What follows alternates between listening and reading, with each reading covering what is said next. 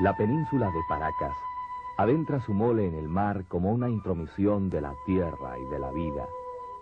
Es la península más grande de la costa peruana y se encuentra ubicada en el departamento de Ica, al sur de la ciudad de Lima.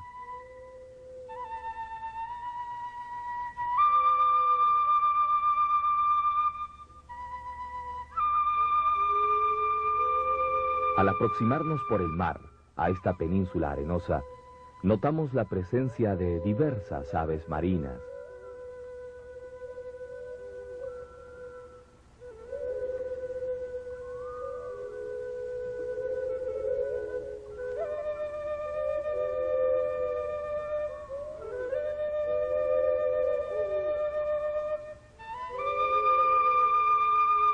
La rocosa orilla paraqueña es rica en peñones blanqueados por el guano y cuevas horadadas por el mar. En sus playuelas de piedras, antaño, retozaron grandes lobos marinos, junto a las rechonchas compañeras de su harén. Hoy, la mayoría se ha marchado hacia las islas que hay mar afuera.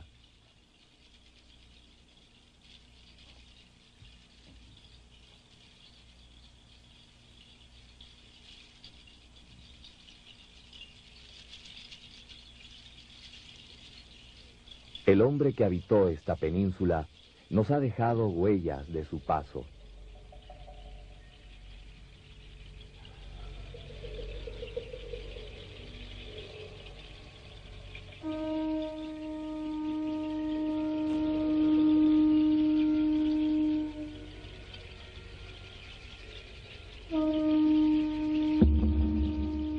Este geodrifo, conocido como el candelabro, pareciera reproducir una planta de 3 ramas con sus frutos y flores. Tiene 128 metros de alto por 74 de ancho y 80 centímetros de profundidad. No es posible precisar su antigüedad, ni qué es o para qué sirvió. ¿Fue el modelo que aprovecharon los nazquenses para hacer sus dibujos sobre las pampas? No lo sabemos. Lo importante es que delata la presencia humana, permaneciendo allí, gigantesco, enigmático, mirando desafiante el mar.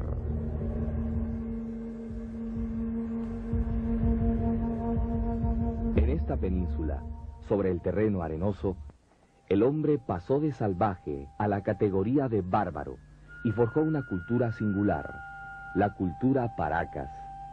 Su descubridor, el sabio Julio César Tello, dividió esta cultura en 2 períodos sucesivos. El período de las cavernas, que abarcó aproximadamente del año 700 al 200 a.C., y el período de las necrópolis, del 200 a.C. al año 100 de nuestra era. A lo largo de los 2 períodos, persistió la influencia de la cultura chavín, perceptible mayormente en la presencia del felino, animal adorado como divinidad.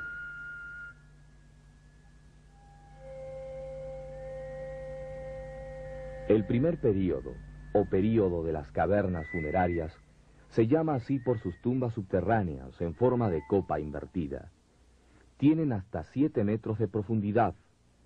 Cada caverna consta de una entrada circular de piedras, un pozo de tierra y el recinto fúnebre, cóncavo y semiesférico, cavado en el estrato arcilloso.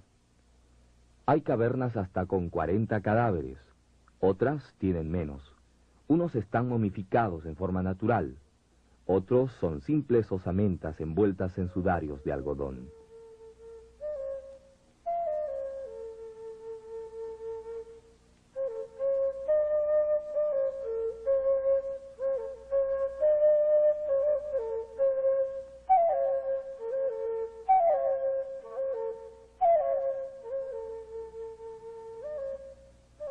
En este lugar de la península, llamado Huaricayán o Cerro Colorado, se hallaron las primeras tumbas colectivas de este tipo.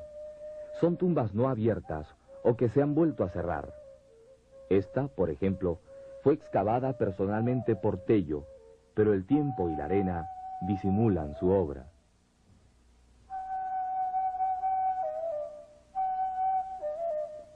Durante ambos períodos, la alimentación del hombre paraqueño fue muy completa.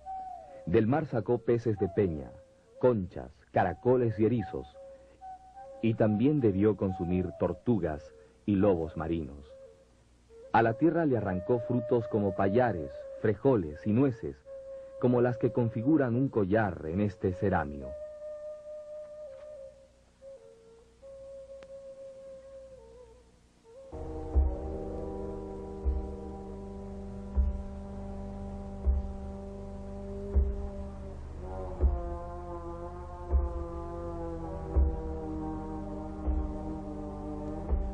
Sus viviendas fueron ramadas de palos y cañas como la que vemos. Se han destruido las paredes de estera, pero subsiste la cocina con sus fogones en el suelo, el junco para alimentar el fuego y la cerámica utilitaria. Sin olvidar los batanes o morteros donde el grano se convertía en harina.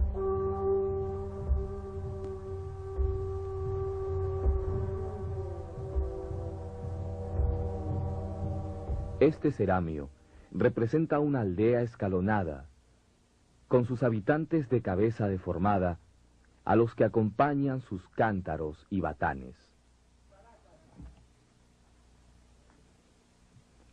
Los hombres de Paracas practicaron la deformación craneana.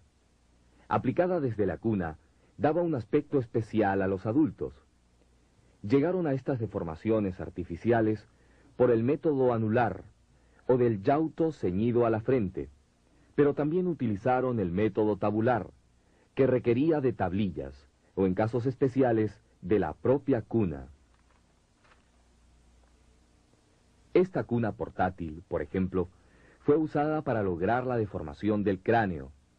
Bajo la parte voluminosa se colocaba la cabeza del infante, y la presión hacía el resto, ya que la criatura iba atada. Nadie sabe por qué se deformaron la cabeza. Ideal estético, diferencia de grupo, prestigio social, deseo de atemorizar al enemigo. Su música nos es desconocida, pero utilizaron la quena. Aquí tenemos a un quenista, quien lleva su instrumento atado a la cabeza. Fabricaron flautillas de huesos de aves marinas y antaras del mismo material, como la que toca este personaje. Utilizaron también silbatos de arcilla cocida. El inciso es del período de las cavernas, el otro, monócromo, del período de las necrópolis. Posiblemente marcaron el compás de sus danzas. Sin embargo, el compás debió ceñirse mayormente a la marcación de tambores, hechos de arcilla cocida. Vinculados a los ritos mágicos religiosos, estuvieron los cernidores ceremoniales, al igual que los abanicos de plumas de cóndor y las cabezas trofeo. Esta conserva su caja craneana. Las otras fueron privadas de su parte ósea superior. De ese modo resultaban más fáciles de ser portadas por sus degolladores, quienes las llevaban colgadas de sus vestidos.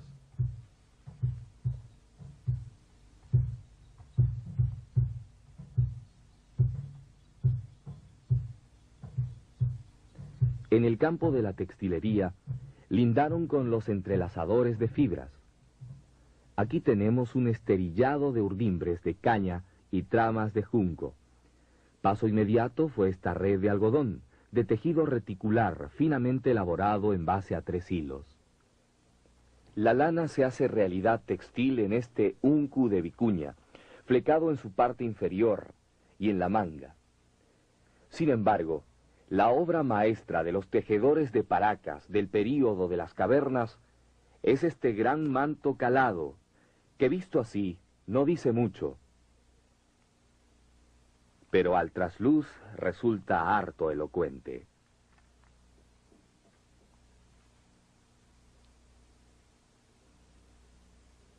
Los mates se dan con profusión y gusto artístico.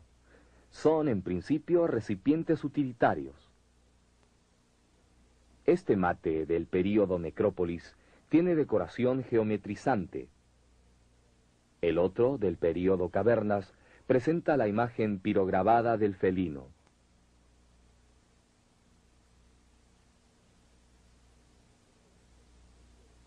Los ceramios del período Cavernas son en su mayoría incisos y algunos policromados. Se utilizó la pintura post-cocción, con los colores diluidos en agua, y posteriormente en resina. Se logró matices de rojo, verde, amarillo y negro, así como gran cantidad de ocres.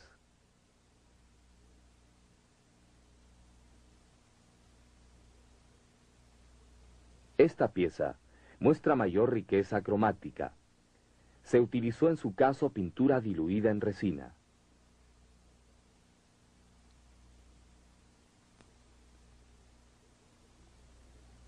El huaco con gollete mantiene su colorido a pesar de haberse utilizado pintura diluida en agua. Las representaciones no estuvieron ausentes. En algunos casos constituyen un complejo decorado, como el de esta taza que muestra caras geometrizadas de felinos en sus bordes interiores.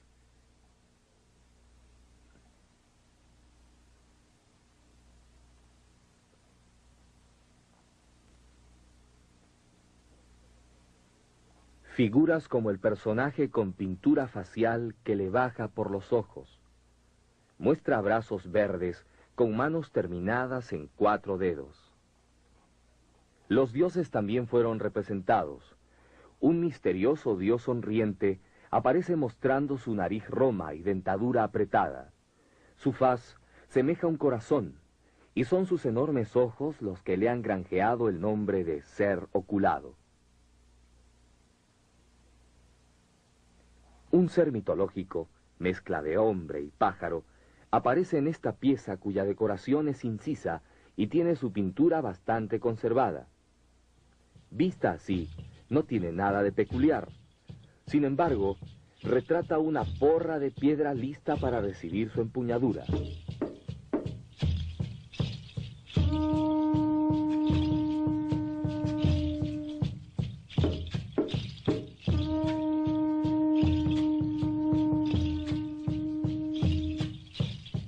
Armas como esta fueron utilizadas en sus guerras.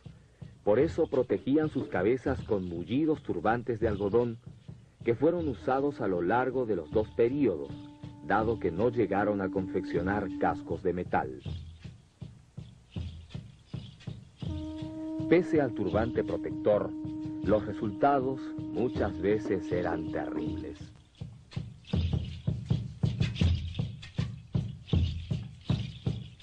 Para curar los hundimientos del cráneo, el cirujano de Paracas recurría a la trepanación por raspado, retirando previamente el cuero cabelludo.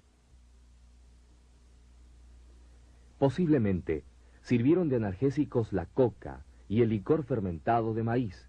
¿Acaso también se recurrió a la hipnosis?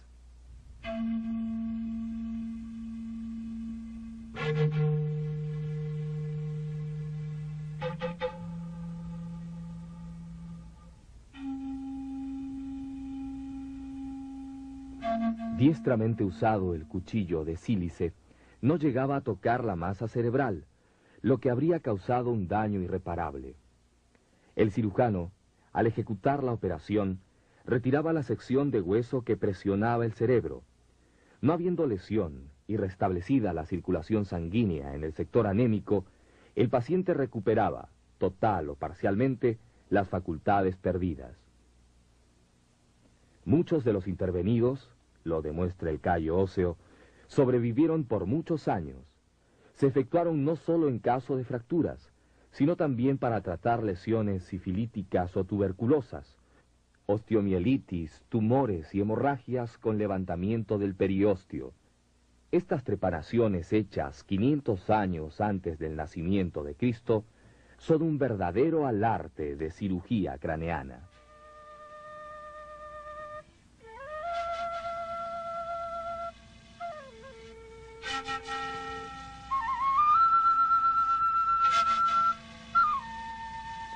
El segundo período, llamado de las necrópolis, Recibe este nombre por presentar verdaderas poblaciones habitadas por muertos, cubiertos por la arena. Sus edificaciones, de barro y piedra, dispuestas en hileras mirando al mar, tenían una habitación exterior construida en base a 4 troncos, como estos que aún se conservan.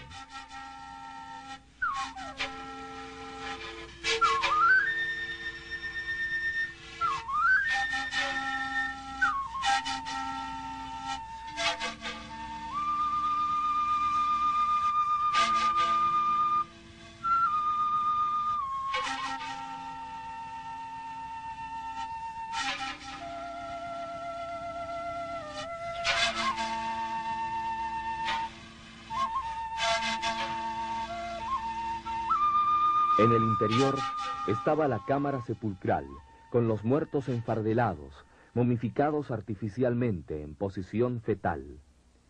Tuvieron habitaciones subterráneas para protegerse de las inclemencias del clima, de los fuertes vientos. Al final, les sirvieron de tumbas, albergando a los paquetes funerarios.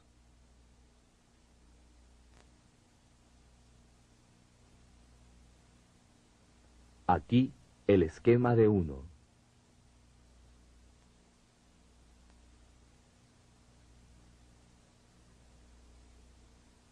Un fardo llevaba entre 6 a 11 capas de algodón de aproximadamente 25 metros de largo cada una.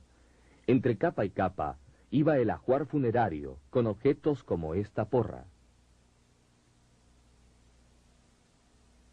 Un instrumento textil terminado en la imagen de la ballena asesina conocida como orca.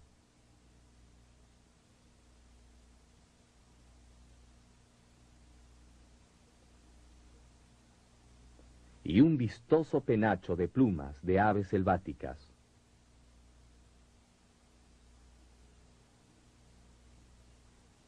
Una cesta de mimbre servía de depósito a la momia.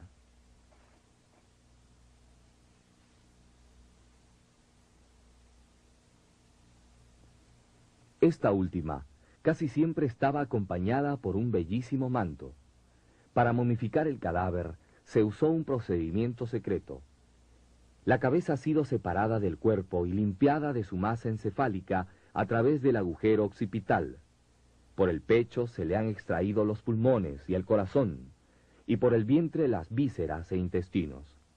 En algunos casos se han extirpado los músculos y sometido el cadáver a la acción de resinas astringentes y a la cercanía del fuego para que se pierdan las adiposidades. Despojada del manto, la momia luce así, en la mágica postura fetal o intrauterina.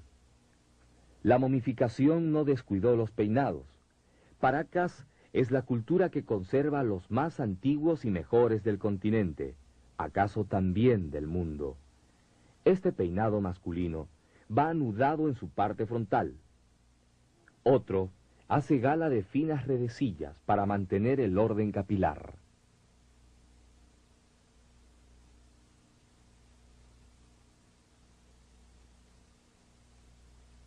Un tercero se ve en excelente estado de conservación.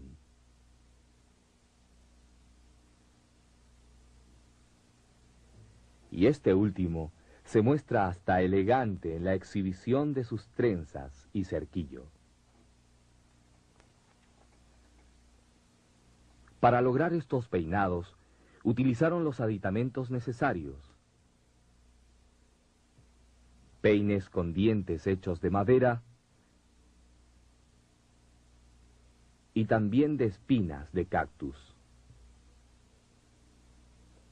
Los contorsionismos póstumos pueden resultar espectaculares, dándose casos de momias con los muslos cruzados detrás de la nuca y los brazos rodeando el tórax. No es el caso de esta momia, pero la postura que ha adquirido también es forzada. Con los párvulos no rigió el paquete funerario. Aquí tenemos el cuerpo de un infante de 2 o 3 semanas de nacido. Aquí otro, cuyo cuerpo se ha logrado acomodar en el interior de una olla.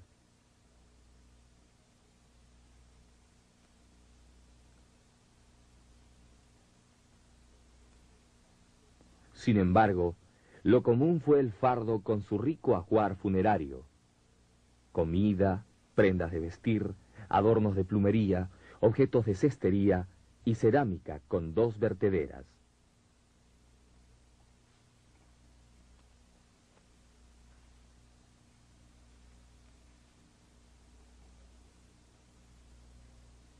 Estos huacos representan ya el estilo ceramista del período Necrópolis. Se trata de una cerámica fina, monócroma, con 2 vertederas unidas por un gollete puente y cierto realismo escultural. Esta pieza representa una lagenaria de tipo singular, otra, el voluminoso fruto del zapallo. No faltan la tortuga marina,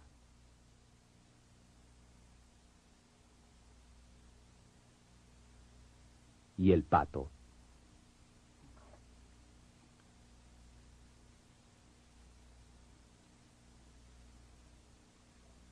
También tuvieron como cerámica utilitaria vasijas botelliformes. Su famosa textilería fue una continuación de la del período cavernas. Esta red, para pescar, está tejida con solo cabellos humanos trenzados. Por el mismo camino se llegó a la red anillada y anudada, hecha con pasadores de cuero de lobo marino. El último paso en materia de tejido transparente fue la gasa de algodón teñido, cuya finura no es necesario subrayar. Distintas son las telas porosas de algodón que el artista ha pintado. Tras haber tejido el manto, lo decoró con el pincel, como en esta tela que nos recuerda en sus motivos antiguas pinturas rupestres patagónicas. Es diferente la tela ajedrezada y flecada, es de lana de alpaca. Otra retrata una danza de guerreros. Las figuras antropomorfas portan cabezas trofeo en una mano, mientras con la otra aferran el cuchillo degollador. Para algunas de estas danzas solían disfrazarse.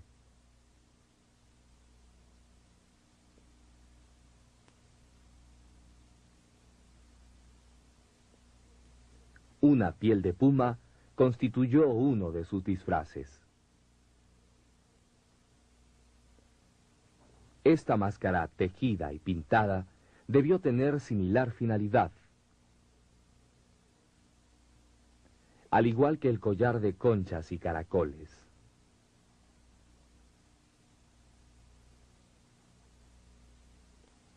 Las telas bordadas constituyen la máxima especialización de estos tejedores peninsulares. Sus cinturones son notables por su delicadeza y colorido. Igual podemos decir de algunos yautos para ceñir el cabello.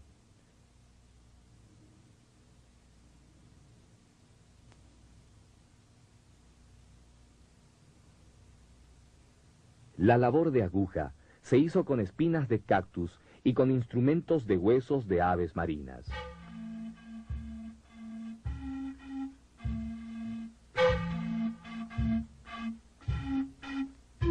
Sin embargo, su obra maestra fueron los mantos con que acostumbraban envolver a sus muertos.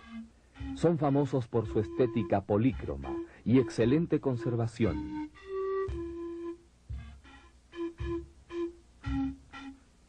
Miden algo así como 1,30 m de alto por 2,5 m de ancho.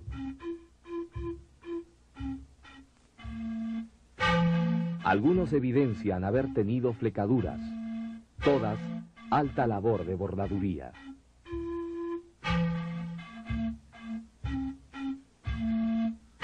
Su fondo es de color azul oscuro, verde carmín, tabaco o guinda. Sobre este fondo de algodón, hecho en tejido llano, es que han puesto las aplicaciones bordadas, tanto en las guardas como en la parte central. Son bordados con hilos de lana y teñidos con tintes vegetales. Predominan las figuras demoníacas y guerreras, pero también aparecen peces, reptiles, aves y mamíferos. En estos últimos, casi siempre es el felino, el animal deificado que la cultura paracas recibió de la cultura chavín y legó a la cultura nazca.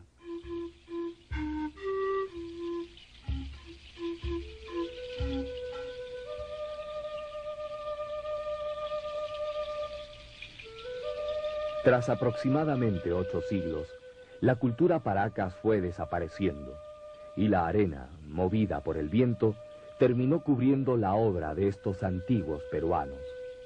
La paciente labor de Julio C. Tello y otros especialistas ha permitido rescatar muestras del desarrollo que alcanzaron los hombres de la cultura Paracas, eximios deformadores de cráneos,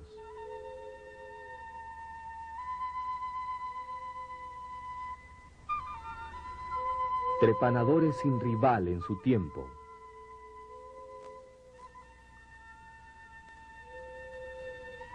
y bordadores no superados en toda la extensión del continente.